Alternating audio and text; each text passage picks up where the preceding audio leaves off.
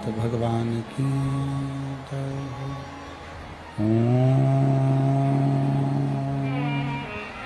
नमः शिवाय। ओम नमः शिवाय। ओम नमः शिवाय। ओम नमः शिवाय।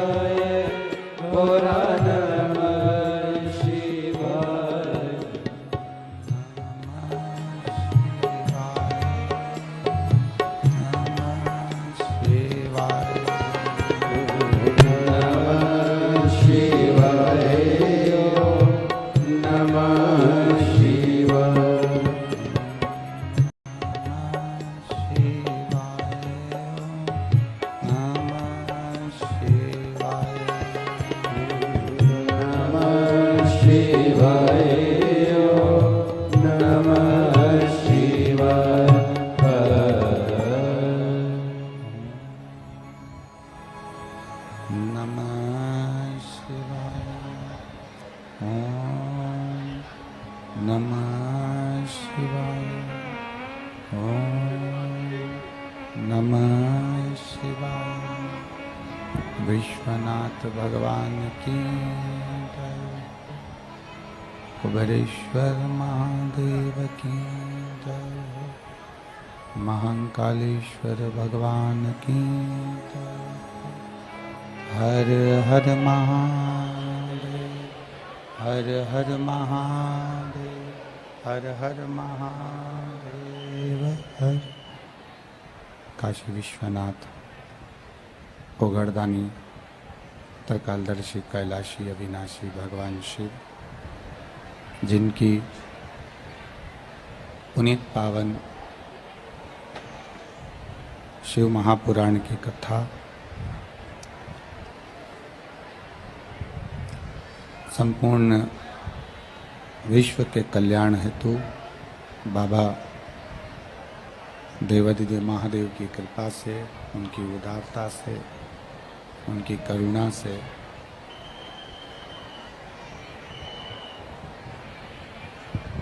श्रवण करने का सौभाग्य आप और हमको प्राप्त हुआ है।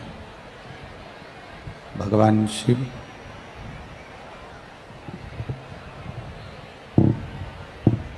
जो संपूर्ण विश्व का कल्याण करने वाले हैं, संपूर्ण जगत का उद्धार करने वाले हैं, ऐसे बाबा देवादिदेव महादेव कथा के मुख्य आयोजक श्री विश्वास कैलाश नारायण जी सारंग, चिकित्सा एवं स्वास्थ्य मंत्री मध्य प्रदेश शासन, श्रीमती रूमा सारंग, श्री उत्सव जी सारंग, श्री कुमारी पुत्री भूमिका जी सारंग, स्वर्गीय कैलाश नारायण जी सारंग, स्वर्गीय श्रीमती प्रसून जी सारंग जी की स्मृति में ये पावन शिव महापुराण की कथा आप और हमको श्रवण करने का सौभाग्य प्राप्त हुआ है। एक बार पूरे सारंग परिवार के लिए जोरदार ताली बजाकर स्वागत, वंदन, अभिनंदन। जिन्होंने ये पुण्यमय आनंदमय शिव महापुराण की कथा को संपूर्ण विश्व के लिए आयोजित किया है। कथा मंडप में विराजमान सभी ब्राह्मण, संत, साधु, गुरुजन, सभी के पावन चरणों को नमन करता हूँ और दूर दूर से लाखों की संख्या में पधारे श्रोता भाई बहन, कल पूरी रात से टेंट की व्यवस्था बढ़ाते रहे सुबह तक, और मालूम पड़ा कि फिर आज भी आप लोगों के लिए उतना टेंट नहीं हो पाया,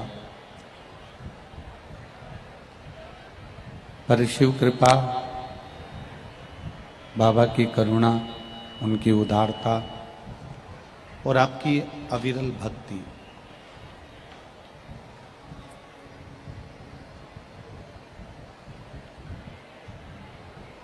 एक संसार सागर में जन्म लेकर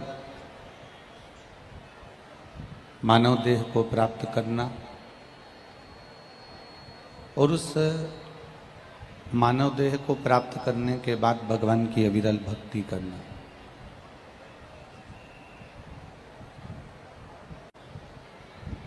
पैदा हो गए, अपना जन्म हो गया, अपन जन्म ले लिए, पर जन्म लेने के बाद भी हमारी जीवन की सार्थकता तब सिद्ध है जब हम देवादिदेव महादेव के दरवाजे पर पहुँचें और भगवान शंकर को एक लोटा जल समर्पित करें, तब समझो कि हमारी जीवन की सार्थकता है।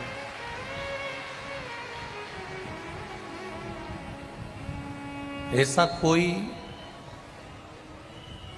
मकान नहीं होता जिसमें खिड़की नहीं होती, ऐसा कोई मकान नहीं है जिसमें खिड़की नहीं है। भले छोटी सी खिड़की वॉशरूम में हो, चाहे आदिक जगहों पर शौचालय आदिक में हो, रसोई घर में हो, चाहे कहीं पर भी हो,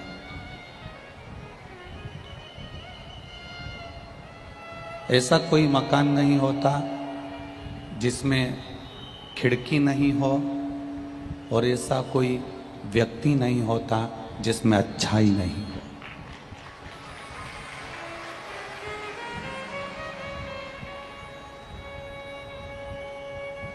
चोर खिड़की को देख लेता है और खिड़की में से अंदर प्रवेश कर कर सामान चुरा लेता है और अपना बना लेता है। ऐसा कोई मकान नहीं जिसमें खिड़की नहीं। चोर खिड़की को देख लेता है और मकान में प्रवेश कर जाता है और मकान की सामान को चुराकर अपना बना लेता है। उसी तरह ऐसा कोई मनुष्य नहीं है जिसमें कोई अच्छाई ना हो। अच्छा देखने वाला व्यक्ति के भीतर की अच्छाई को देख लेता है और अच्छाई देखकर उसको अपना बनाने का प्रयास करता है, उसको अपने भीतर उतारने का प्रयास करता है। चोर खिड़की देख रहा है और अच्छा व्यक्ति, निर्मल स्वभाव का व्यक्ति, सहज स्वभाव का व्यक्ति, एक अच्छा व्यक्ति अच्छाई देख रहा है। अब ये आपके ऊपर है कि आप क्या ग्रहण कर रहे हो। आपने अच्छाई ग्रहण करी कि ना करी, आपने किसी का कुव्यवहार कुविचार कहीं ग्रहण तो नहीं कर लिया। ये आपके ऊपर है, आप क्या ग्रहण कर रहे हो। ऐसा कोई मकान नहीं जिसमें खिड़की नहीं और ऐसा कोई मनुष्य नहीं जिसमें अच्छाई नहीं। हम अगर संसार सागर में जन्मे हैं तो हमें प्रत्येक व्यक्ति में कुछ ना कुछ अच्छा देखने का प्रयास करना चाहिए।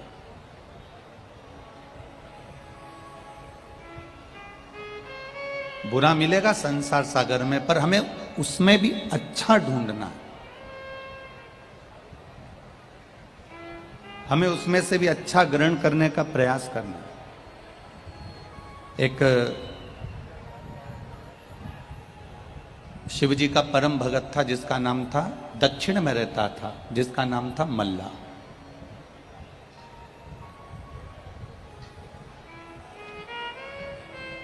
मैसूर से 16 किलोमीटर की दूरी पर मल्ला रहता था। शिव का परम भगत है, भगवान शंकर का परम उपासक है। उसकी शिव भक्ति बड़ी दृढ़ भक्ति है।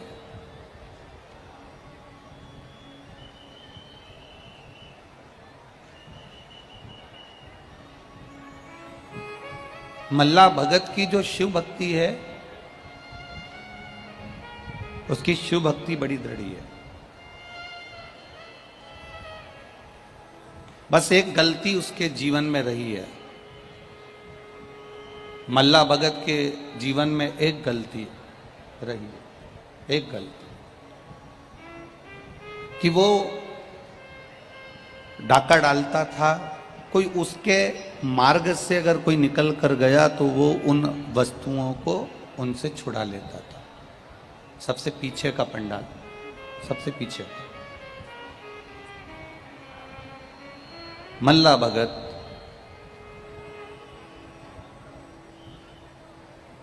उसके सामने से अगर कोई निकल कर गया तो उसने उस वस्तु को छुड़ा लिया, उसने उस वस्तु पे डाका डाल लिया। अब मैसूर से 16 किलोमीटर दूर मल्ला भगत रहता है। उसका नाम भगत नहीं है, बस वो मल्ला एक डाकू है और एक डाका डालने वाला। बहुत ध्यान से सुनना, महामृत्युंजय शिव महापुराण की कथा है। यह आपके जीवन की सार्थकता को सिद्ध करेगा, अपने जीवन की एक आनंदता प्रदान करेगा। मल्ला एक डाकू है। मल्ला एक केवल लूटने वाला। उसके मार्ग से जो निकल कर जा रहा है वो उसको लूट रहा है, जो निकल कर जा रहा है।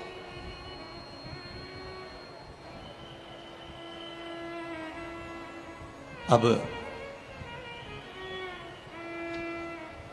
नगर के लोगों ने देखा कि मल्ला जो भी वस्तु मिलती है उसको लूट लेता है, जो भी सामग्री मिलती है उसको लूट लेता है।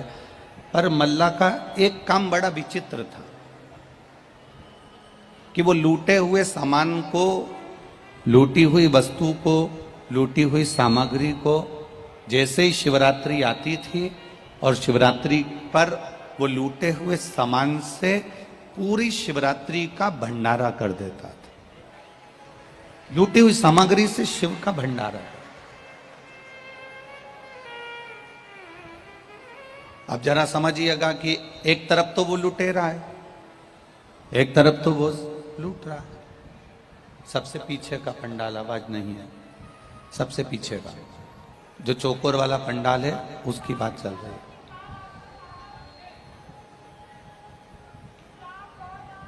ये माइक थोड़ा सा बंद करवा दे, दर वाला, जो माताएं बोल रही हैं ना वो वाला माइक। अब मल्ला लूट लेता, चोरी कर लेता, वस्तुओं को छुड़ा लेता, सामग्री एकत्रित कर लेता और बाद में वो मल्लाह शिवरात्रि जैसे ही आती उस शिवरात्रि पर वो भंडारे खोल देता, खूब खिलाता, लोगों को खूब देता। जरा स्मरण करिएगा, शिव महापुराण की कथा कितनी सुंदर बात कहती है। एक पुष्प भी अगर हम भगवान शंकर को समर्पित कर रहे हैं तो वो पुष्प हमारा होना चाहिए। एक बेलपत्र भी हम भगवान शंकर को समर्पित कर रहे हैं तो वो हमारी होना चाहिए। एक चावल का दाना भी हम देवाधिदेव महादेव को समर्पित कर रहे हैं तो वो चावल का दाना हमारा होना चाहिए। या तो वो चावल का दाना हमारा हो या बेलपत्र हमारी हो, पुष्प हमारा हो। अगर हमारे पास में बेलपत्र नहीं है, पुष्प नहीं है, चावल का दाना नहीं है तो हमें दूसरे से ना तो पुष्प लेना है, ना चावल का दाना लेना है, ना बेलपत्र लेना है। शंकर जी पर अगर कोई चढ़ी हुई रखी है तो उनसे ही मांगकर उनको वापस समर्पित कर देना, पर संसार से नहीं लेना।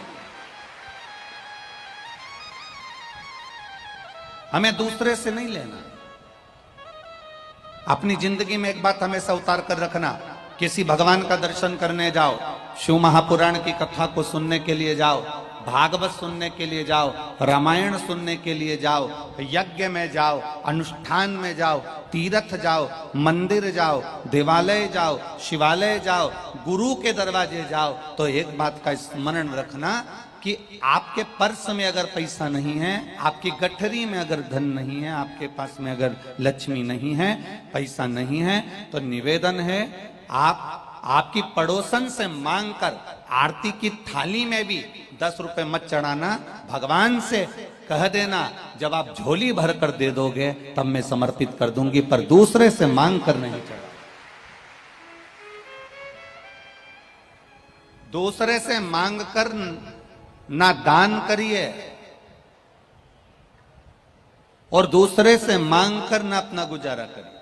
शिव महापुराण की कथा कहती है आपके पास में बेलपत्री नहीं है चढ़ाने के लिए, आप देवाधिदेव महादेव से मांग लीजिए, भोलेनाथ जी आपके ऊपर बेलपत्र चढ़ी है, हमको एक बेलपत्र दे दीजिए। आप शिव जी से कह दीजिए आप हमें पुष्प दे दीजिए, शंकर जी से कह दीजिए आप हमको चावल का दाना दे दीजिए, आप शिव जी से कह दीजिए हमको ये सामग्री दे दीजिए। हमें दूसरे के आगे हाथ नहीं फैलाने। अपनी सास के साथ बाजार जा रही हो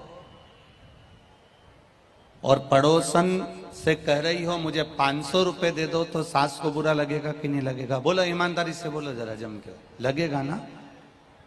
भगवान के मंदिर जा रहे हो, भगवान की चौखट पर जा रहे हो, भगवान के द्वार जा रहे हो, भगवान के दरवाजे पर पहुंच रहे हो और आप पड़ोसन से मांगकर अगर भगवान को चढ़ा रहे हो तो भगवान को बुरा लगता है। भगवान कहते हैं जब तू मुझे सर्वस्व अपना मानता है, सब कुछ अपना मुझे छोड़ चुका है, सर्वस्व अपना दे चुका है, सब कुछ मुझे निछावर कर चुका है, तो फिर तुझे दूसरे से मांगने की जरूरत नहीं है। भगवान कहते हैं मुझसे मांगेगा तो मैं जिंदगी भर के लिए दूंगा, और पड़ोसन से मांगेगा तो वो केवल 5-10 मिनट के लिए, अभी दे दो मैं रात को वापिस कर दूंगा, सुबह दे दो मैं शाम को वापस दे दूंगा।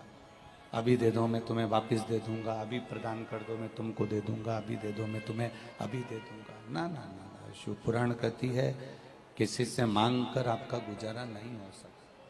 शंभू, किसी से मांग कर आप अपना गुजारा ना करिए। आप अपने पास में जो है वो परमात्मा को देने का प्रयास करें। तेरा ही दिया मैंने खाया पिया है, तेरा शुक्रिया है, तेरा शुक्रिया है।